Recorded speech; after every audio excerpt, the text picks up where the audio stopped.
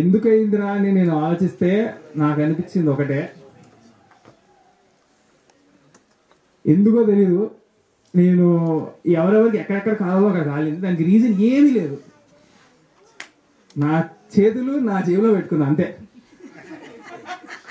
దానికి ఎందుకంతా నా మీద లక్షల మంది కోట్ల మంది ఏమో పడిపోయారు అందరు నా మీద, దేనికి రా స్వామి నాకు అర్థమే కాలేదు ఇప్పటికీ.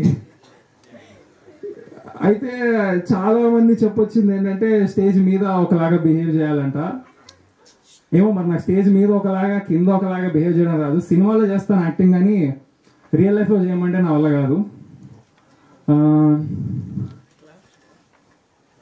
ఒకవేళ నేను టైం ట్రావెల్ చేయగలిగి September 16th, 2022 మళ్ళీ అదే రోజులోకి వెళ్తే నేను మళ్ళీ అలాగే నిల్చుంటా, మళ్ళీ అలాగే మాట్లాడతా, మళ్ళీ అది చేస్తాను. ఎందుకంటే నాకు తెలిసినంతవరకు నేను ఏ తప్పు చేయలేదు, ఎవరిని డిస్రెస్పెక్ట్ చేయలేదు.